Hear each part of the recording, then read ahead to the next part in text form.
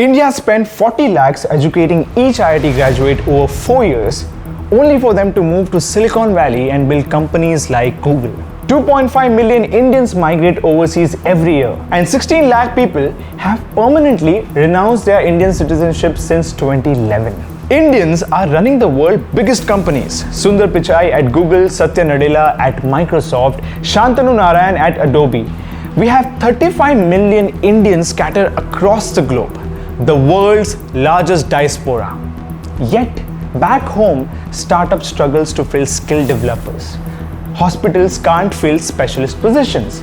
Research institutes have thousands of vacant faculty seats. This is the brain drain paradox. And I really wanted to understand it, and so in the process of researching for this video, we found a hidden pattern in data across countries. And today, we are going to decode it. What many people might not realize is brain drain isn't India's failure. It reveals something much deeper about our development journey. We'll see exactly why India might be much closer to a crucial turning point than most people realize. So what exactly is brain drain? According to the OECD, brain drain is officially defined as the emigration of highly trained professionals from one country to another. The term brain drain was actually coined by the Royal Society of London back in 1963. British scientists were worried about their brightest colleagues leaving Britain for America. So globally, skilled workers emigrate at a rate of 4.4% compared to just 0.2% for low-skilled workers. This tells us the brain drain isn't an Indian problem, it is a universal development challenge. But to understand why our brightest minds are leaving, we need to look at 4 interconnected challenges. Challenge number 1, education. Now, India has built some genuinely good institutions. IIT Delhi ranked 123rd globally. IIT Mumbai is 118th. These are solid institutions, though not quite at MIT or Stanford levels yet. But there's also a deeper issue. We simply haven't built enough of them. So all 23 IITs combined offer 16,000 BTech seats annually. But we have 10 lakh JEE mains applicants every year. That's less than 2% acceptance rate, more selectively than Harvard's 3.4%. This is not because our standards are necessarily higher, but because we have a supply problem. For medicine, it's even more brutal. 24 lakh plus NEET applications for over 90,000 MBBS seats. Now that is less than 5% getting in.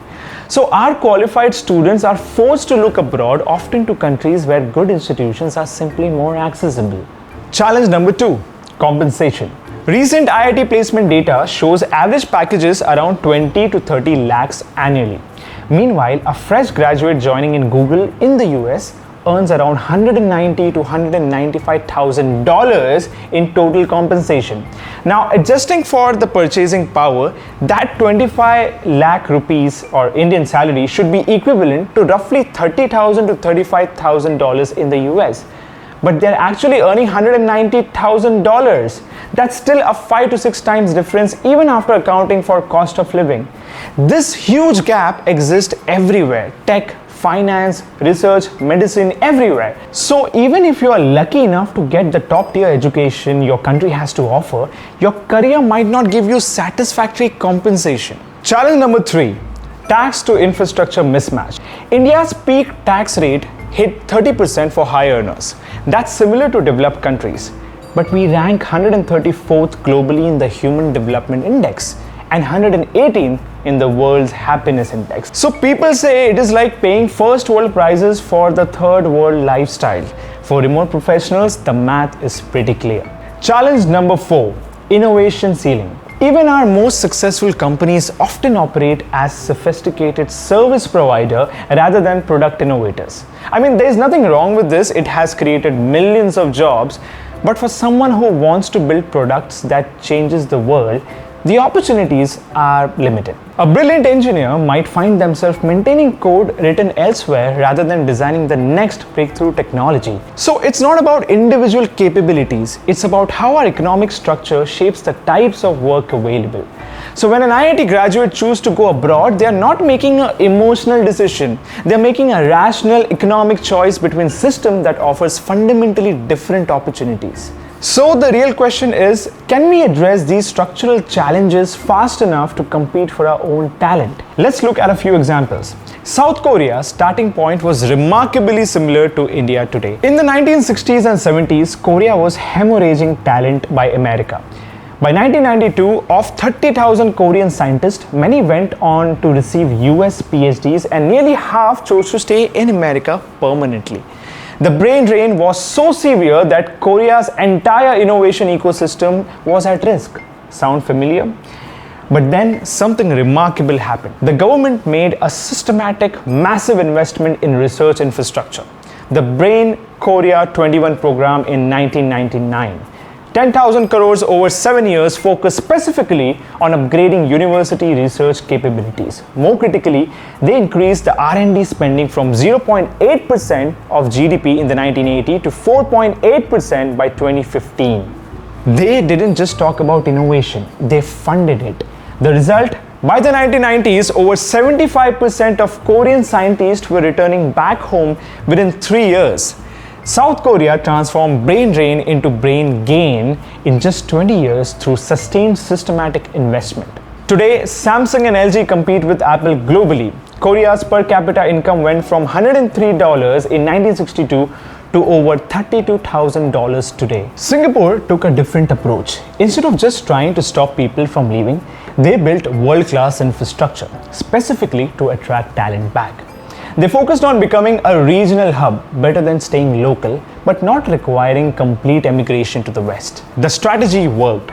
Singapore transformed from a brain drain source to a brain gain destination that now attracts top talents from around the world. Notice the pattern here. Massive infrastructure investment, R&D spending reaching 2 to 4% of the GDP, systematic reforms of research institutions, and realistic 20 to 30-year timeline. Every major economy has navigated this exact challenge. The question for India is, will we follow the proven playbook? Recent trends suggest that things are genuinely changing, and some of it might surprise you. The government has recognized that this requires serious structural change. Since 2014, we have built 7 new IITs, 7 new IIMs, 16 new IIITs, and 15 new AIMS, and over 400 new universities. That's a massive expansion, but it's just the beginning. More importantly, the approach is different now. The production-linked incentive scheme is bringing in global companies to innovate in India. Take semiconductors. Instead of just assembling phones, companies like Tata are setting up entire chip manufacturing ecosystem in India. Apple now makes iPhone 16 in India because we can deliver the quality. The Startup India initiative has created an innovation ecosystem where Indian companies solve problems at global scale. Zerodha democratized stock trading, Zomato revolutionized food delivery, and now Ola built global standard mobility solutions. But here's what really is significant: how global companies now view India. Earlier, they set up cost centers. Now they are setting up innovation labs. Microsoft AI research in Bangalore isn't outsourced work. It's core product development. Google's Pixel phones are manufactured in India. All of this creates world-class work that can retain top talent. However, let's be honest about the gaps that still exist. So India spends around 4 to 5% of the GDP on education. The national education policy targets 6%, but we are still behind global standards. More critically, we invest just 0.64% of the GDP on research and development. Compare this. China spent 2.4%, Germany 3.1%, South Korea 5.2%. Here's the key insight. Every country that successfully reversed brain drain reached 2 to 4% of the GDP in R&D spending. We are at 0.6%. That gap explains why our biggest minds still look elsewhere for cutting-edge research opportunities. But we have been here before and found a way out. In the 1990s, India faced exactly this challenge. Our best engineers were leaving for Silicon Valley because opportunities here were limited. But then something interesting happened. After the dot-com crash abroad and India's IT boom at home, many started returning. Companies like Infosys and TCS were built by professionals who gained global experience and came back. Today's context is remarkably similar. Global tech layoffs, economic uncertainty abroad, while India grows at 6 to 7% annually. And this time we have a much stronger foundation. The early indicators are promising. बहुत कम समय में हमने unicorns की century लगाई है और हम दुनिया के टॉप 3 स्टार्टअप इकोसिस्टम में से एक बने हैं. Reverse migration has increased 26% since COVID. More tellingly, 20% of Indian AI researchers now stay in India, up from virtually zero in 2019. India now hosts 1,500 global R&D centers, more than any other country. And these aren't just cost centers anymore. They are genuine innovation hubs. Now, learning from other countries, realistic timeline matters. South Korea took 20 years for major transformation. Taiwan took 25 years. Ireland managed it in 15 years. All reached 2 to 4% GDP spending on R&D and saw 10 to 50x increase in the per capita income.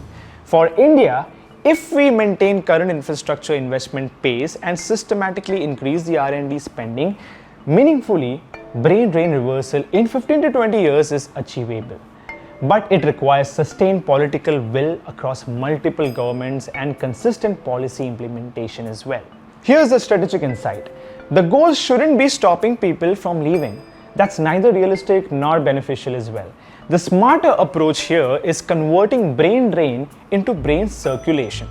People gain global experience, build networks, and then return with enhanced skills and capital. Our 18 million strong diaspora isn't a loss, it's an asset. They can invest in Indian startup, mentor entrepreneurs, and eventually return when opportunities align. The foundation is being laid right now. Whether India captures this moment or misses it will determine our trajectory for the next generation. And honestly, the signs are pointing in the right direction. So where does this leave us? See, brain drain is absolutely real and it does represent a challenge for India, but it's not permanent and it's certainly not unique to us. Every major economy in the world has navigated this exact development phase through systematic infrastructure, investment, and strategic policies. India's situation is fundamentally different from the doom scenarios we often hear. We are producing world-class talent faster than we are building world-class infrastructure. And you know what? That's actually a good problem to have. It means that we have human capital foundation. It means our education system, despite its capacity constraints, is producing global competitive talent. So the challenge is purely about scaling our infrastructure to match our talent production.